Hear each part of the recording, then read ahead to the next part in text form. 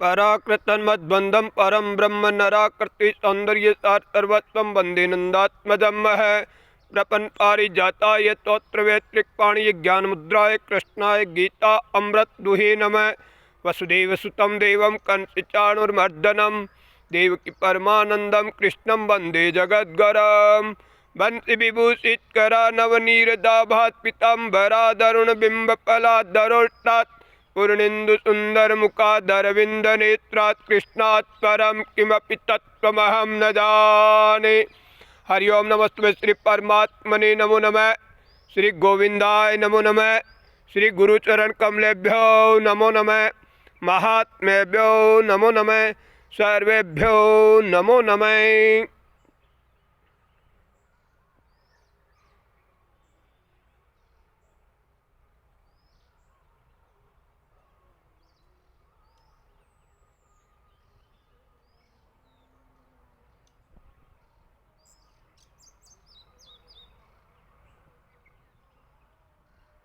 राम राम राम राम राम राम राम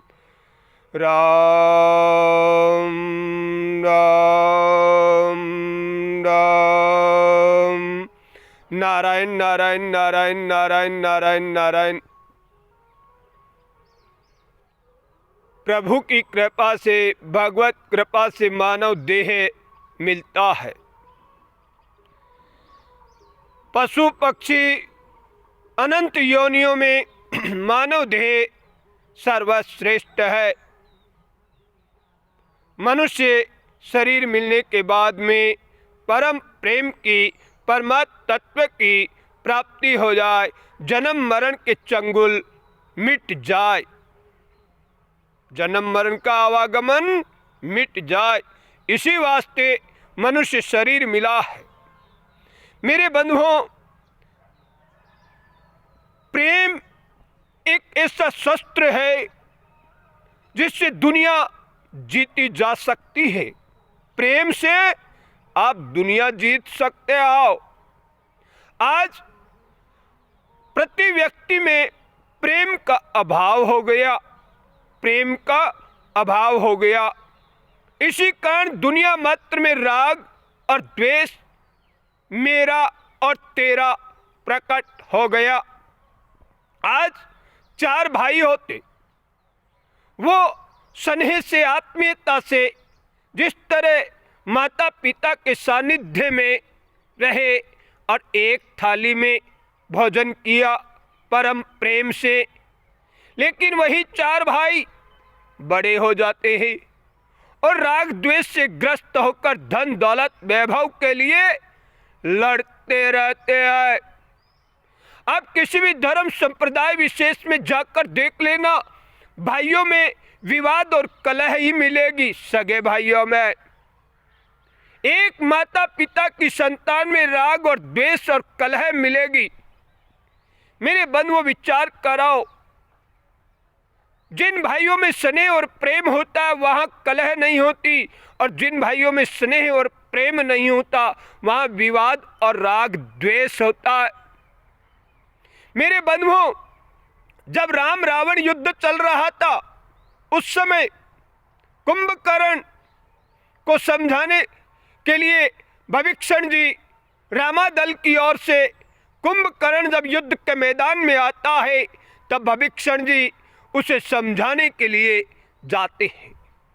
जब भविष्ण जी कुंभकर्ण के सामने खड़े होकर हाथ जोड़कर विनती करते हैं कि कुंभकर्ण, तुम रावण का साथ छोड़ दो और रामा दल में आ जाओ।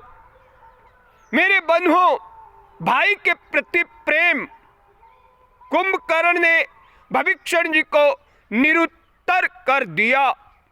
इससे बहुत बड़ी शिक्षा मिलेगी। मेरे बंधुओं, भविष्ण ने कहा, एक तो राम और लक्ष्मण भाई है और एक आप हम भाई हैं, इसलिए तुम रावण जैसे दैत्य का, अभिमानी का साथ छोड़ दो और रामा दल में आ जाओ। मेरे बंधुओं, भविष्यवाणी जी ने जवाब दिया। कुंभकर्ण ने भविष्यवाणी जी से कहा कि भविष्यवाणी, अच्छे के साथ सभी अच्छे होते हैं, बुरे के साथ में भी अच्छा व्यवहार करे। राम जैसा भाई हो तो लक्ष्मण जैसा भाई स्नेह करेगा ही, लेकिन रावण मेरा भाई है और विपरीत परिस्थिति में भाई का साथ नहीं छोड़ सकता। इससे शिक्षा मिलती है कि हमारे बड़े भाई बंधु परिवार कुटुंब के लोग यदि कुछ गलतियां भी कर जावे तो मेरे बंधुओं, उनसे दूर मत भगाओ, उनकी शरण में रहकर परम प्रेम से उन्हें जीतने का प्रयास करो। जिस तरह से एक दूसरे देश के आपस में विवाद होता है, तो आप अपने राष्ट्र के लोग चाहे जैसे हो, उनके हित में ही आपको खड़ा रहना होगा। आजकल की राजनीति में आप लोग रोज देखते हो, आए दिन हमारे भारतीय नागरिकता के लोग, राष्ट्रीयता के लोग विदेशी विधर्मियों के नाम से जय जयकार करते हैं, और विदेशी विधर्मी लोग जो हमारे राष्ट्र का अहित करते हैं, उनके साथ में हमारे राष्ट्र के विरुद्ध नारेबाजी करते हैं। विचार करो, आप अपने भाई का साथ मत छोड़ो प्रेम के लिए, लेकिन इसी तरह राष्ट्र हित के लिए राष्ट्र के साथ खड़े रहो। हमारे यहाँ एक कहावत है, खाए कसम को गीत गावे बीरा का।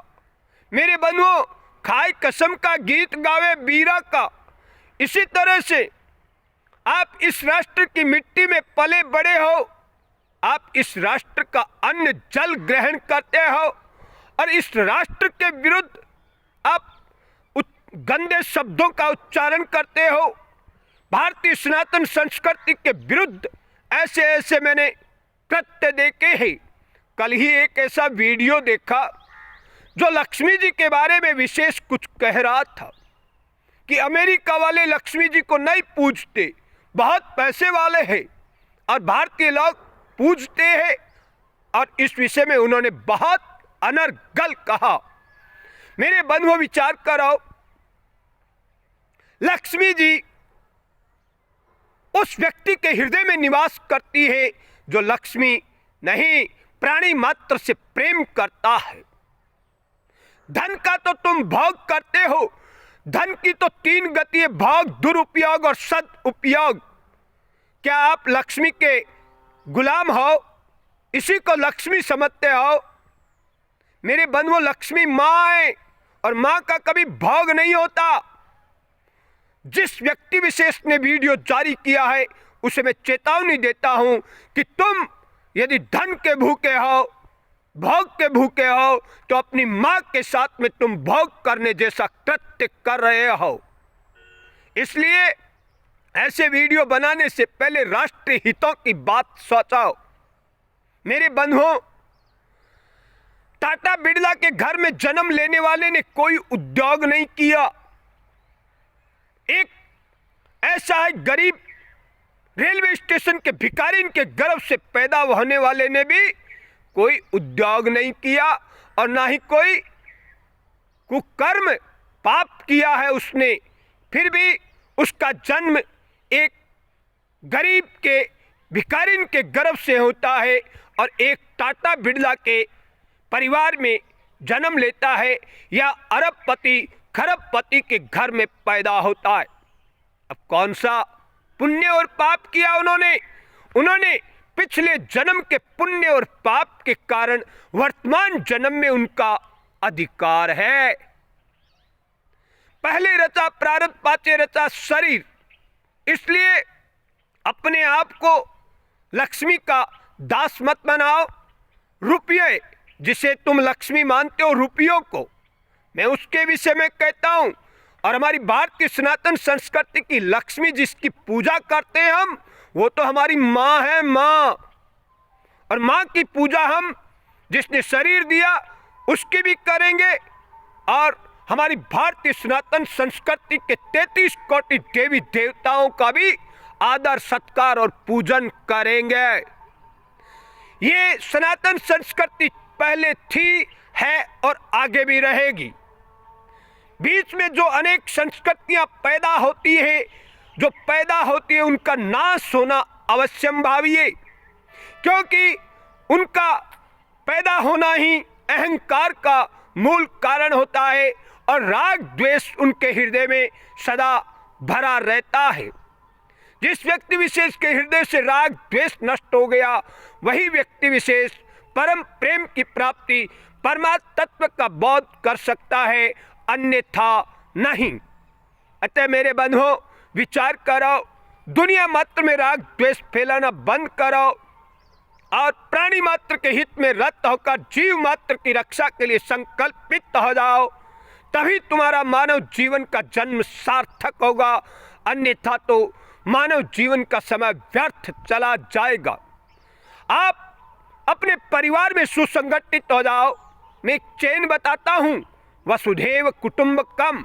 आप अपने परिवार में सुसंगठित हो जाओ, परिवार से आपका मोहल्ला 100% सुसंगठित हो जाए, आपका गांव 100% संगठित हो जाए, इसी तरह से आपका राज्य राष्ट्र 100% सुसंगठित हो जाए, तभी आप राष्ट्र के कल्याण में भागीदार होंगे, मानवता के योग्य होंगे। जय जय सीताराम। हरे कृष्णा हरे राम, नारायण सीताराम।